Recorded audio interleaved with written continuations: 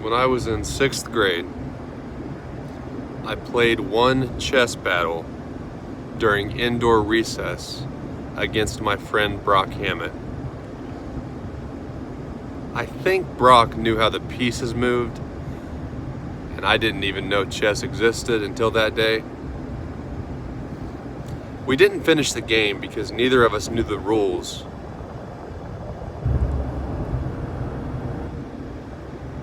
I didn't touch a chessboard from that day until COVID lockdown.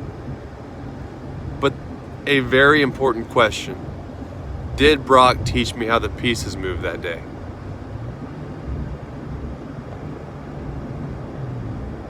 Dayton, that's insignificant. That's why you'll never be a chess player, because you think little things are insignificant. No, little things make big differences.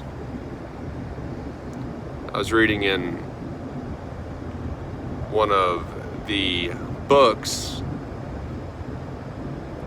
while I studied in the St. Louis Chess Club library this afternoon that it could matter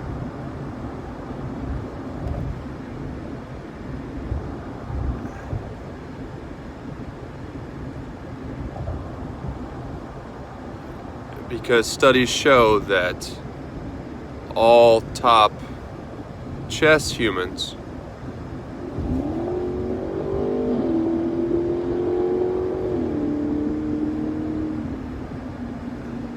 at least knew how the pieces moved at a very young age. And I don't know, I'm no chess expert. I grew up on baseball and football fields, wasting my upbringing.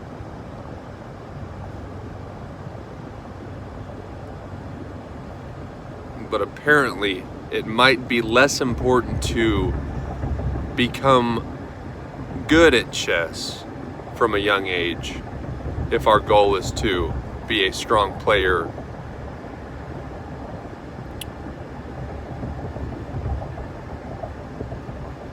but we would benefit by learning how the pieces move younger, probably because our brains are more adaptable. And if I learned how those pieces moved in 6th grade, I don't remember. I only played once, but if that one time ingrained the basic movements, that could be important to know. I need to call Brock. I haven't talked to him since my junior year of college.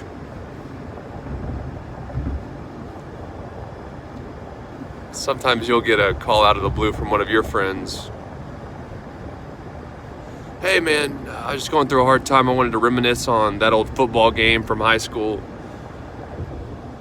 Or if it's a girl, I think that we were young and stupid, and after some reflection, I really miss you. Or how's your career going? I saw on LinkedIn you changed jobs. I'm gonna call Brock and say, hey man, did you teach me how the damn chess pieces moved during 6th grade recess that day?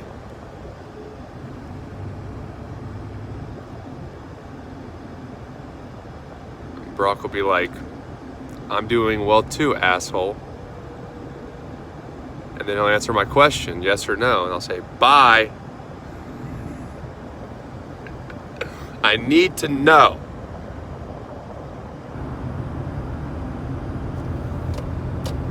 I need to know right now, or we won't get too far. She went and broke my heart again. She said, let's just be friends. Hey, I don't know what else to say. Goodbye, my love, I'll be okay. I think I'm going to delete my social media temporarily. Play chess. They let me check out books for 2 weeks. The world doesn't make sense right now. And I don't care what anyone thinks about me besides the chess humans. Once again, I respect them. Because chess is incredibly hard, and they impress me. In fact, if I met a strong chess-playing girl, and she were 6 or 7 hot, which is unrealistic because all the top female chess humans are very hot. But hypothetically, if I met a strong chess playing woman who was a 6 or 7 hot, and I had the option to date her versus a girl who doesn't like chess or doesn't play chess, isn't willing to learn chess, that's a 10 physically hot. Give me the 6 or 7 chess player.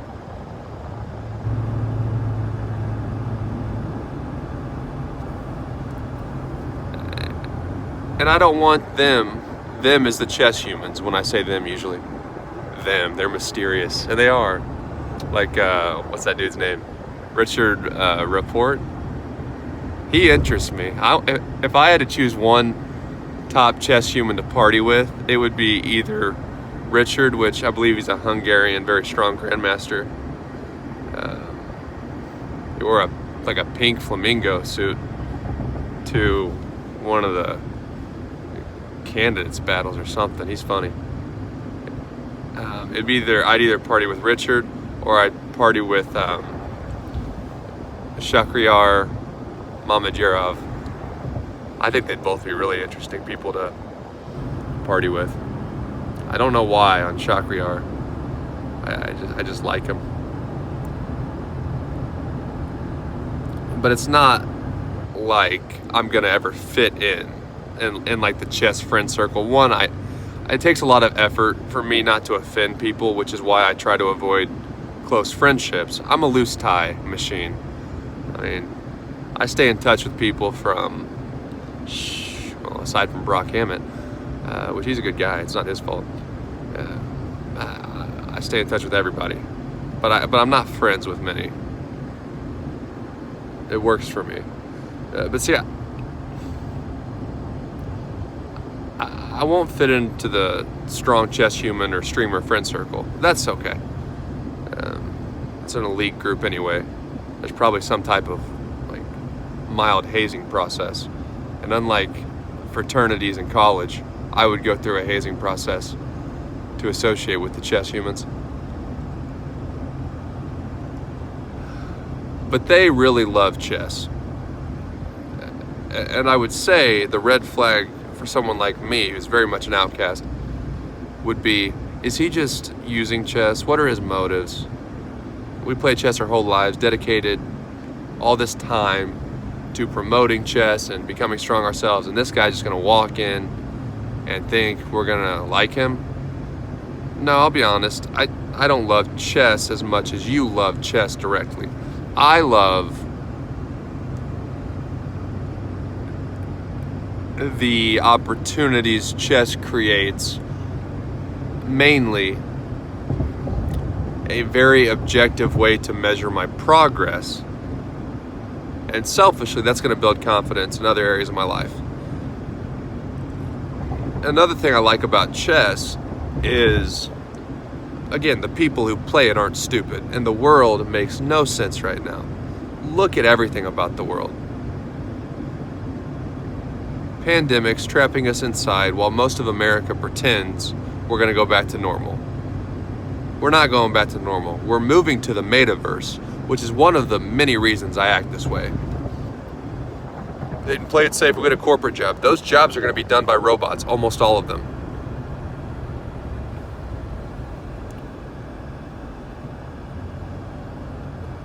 The war in Ukraine. I don't like sending our soldiers to fight wars that don't directly affect us, but I do see the perspective.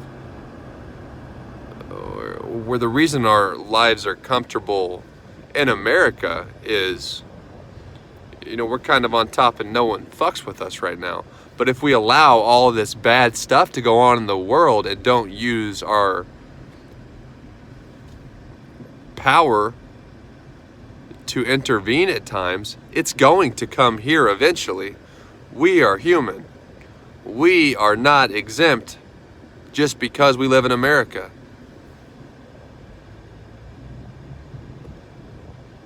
And that's why I like the chess humans. They're not mean people unless they're playing chess. I've never heard of a strong chess player getting in major legal trouble. Though this cheating scandal is interesting.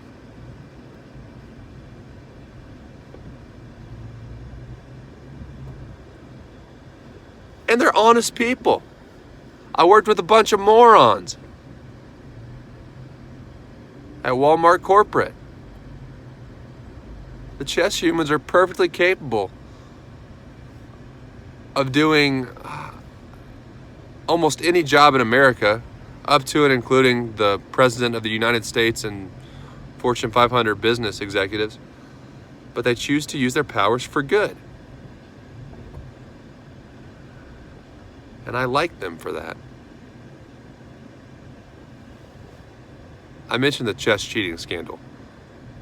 It's never going to be my place to give expert opinions on things like that. I watch Gotham Chess and Hikaru Nakamura because they know their shit. I don't know my shit right now. That's why I mostly shut my mouth when it comes to those things. But I am going to say this. When I first heard about the chess cheating scandal, I talked to one of my friends. His name's Bailey. I played shortstop. He played second base in high school. We were pretty good friends. Bailey's a year younger than me. We both didn't party, which was a bond for us. We just worked pretty hard at shit. And I was with Bailey. We were both like, how do you cheat in top-level chess? And I still kind of had that perspective, but then I reminded myself, there are creative ways to cheat in baseball. And if someone didn't grow up playing baseball, but instead grew up playing chess, they might hear about someone using pine tar too high on the bat and be like, that doesn't matter. That's not cheating. Whereas like me or Bailey would be like, you can't do that.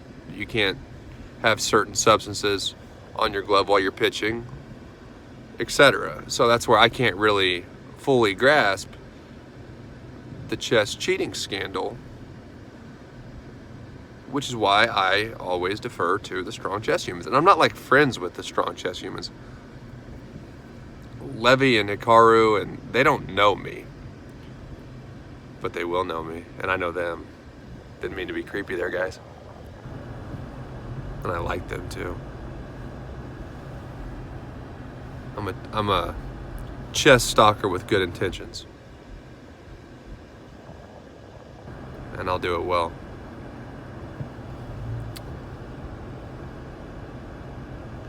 That's why when we don't know what's going on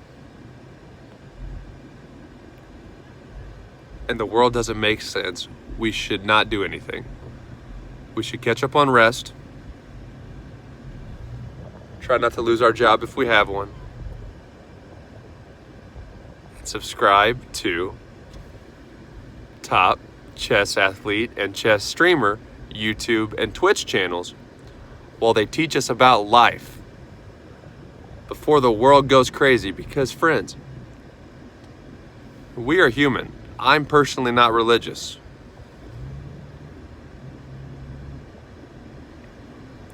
But no one is coming to save us. The world could end, or humanity could go extinct. There is no rule which states we have to live.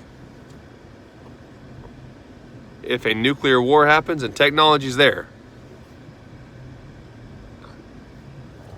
God is not going to save us from a bomb blowing up our home. Sorry, Christians. If another pandemic comes, which I'm not a conspiracy theorist, so I think COVID was probably an accident. Until evidence comes that proves COVID was intentionally man-made and released, I am going off the assumption COVID just happened. But now the rich assholes see how much money they can make from e-commerce, how much control they can have by illegally surveilling everything we do on the internet. There's a major risk something could be created intentionally. That's the thing with pandemics. I mean, I'm pretty well read on like word of mouth pandemics, which is the extent of my knowledge on health pandemics, because I don't give a fuck. But they could actually, there's really no limit to how much worse of a pandemic that could be created. They could make it exponentially more lethal and contagious tomorrow. Oh, Dayton, that'll never happen. You're cynical. Well, it's more likely to happen than COVID was to happen, and COVID happened. Maybe you're just simple-minded, and I'm jealous of you for that. So we could die of a pandemic. There's two. The shortages resulting of COVID. There's a turkey shortage, or there was, which would make Thanksgiving complicated. Mental health crisis. I mean, there's a lot of things that could evolve from that could end humanity or make our position in the world worse. AI takeover. If a robot is programmed to eliminate inefficiencies, like an admin tells a robot, I want you to learn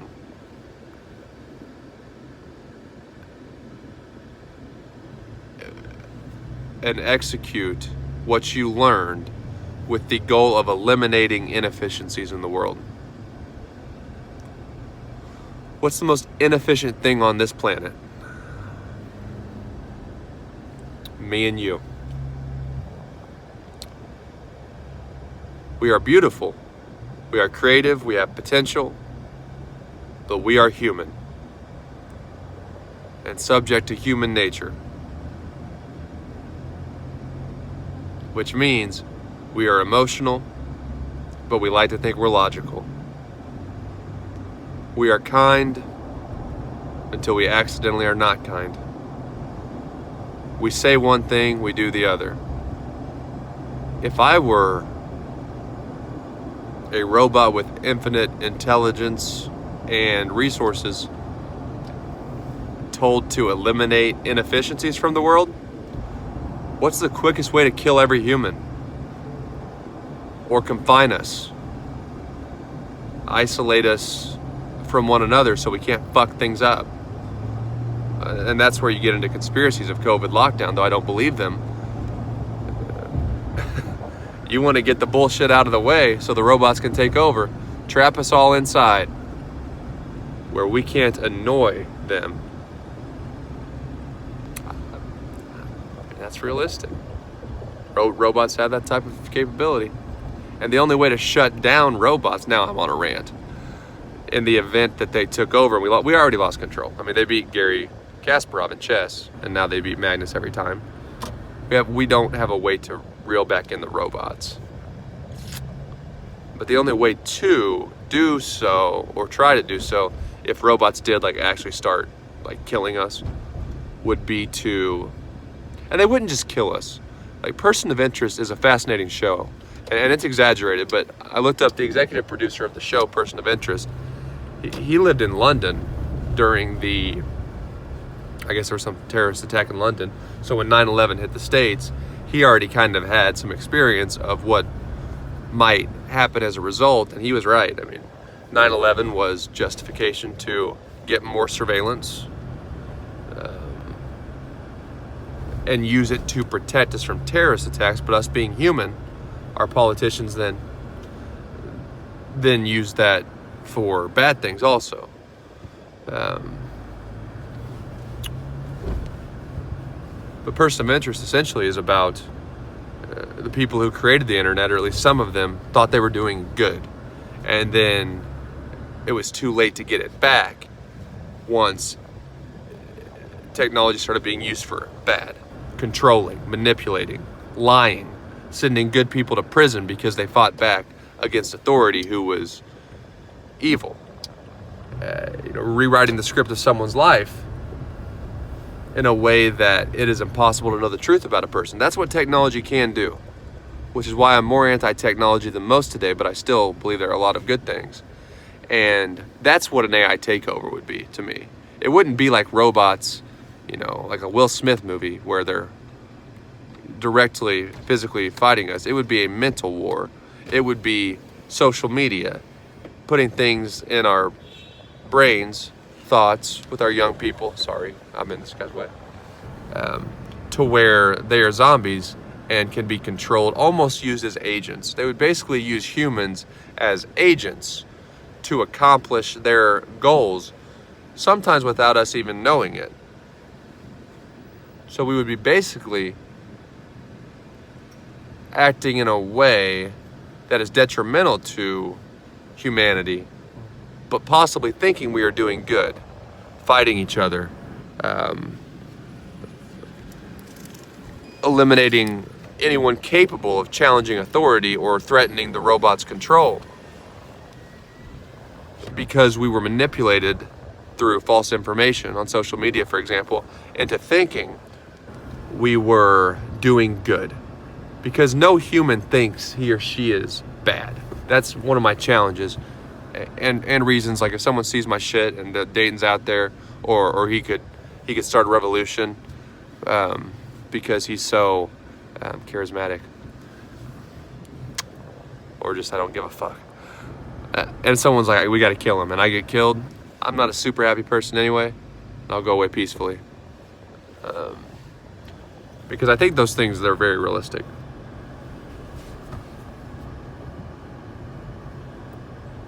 Which is why, again, everybody, go listen to the Chess Humans.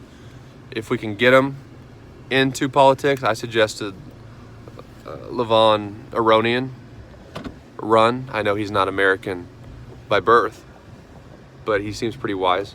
And the thing is, people like Levon, other top American GMs, that they're not gonna get into politics because they're too intelligent.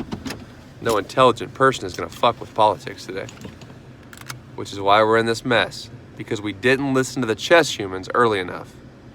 And I think, like Tech Nine says in one of his songs, I believe, Hope for Higher Power, at the height of their power, God will send an angel to destroy them. And I'll close with this.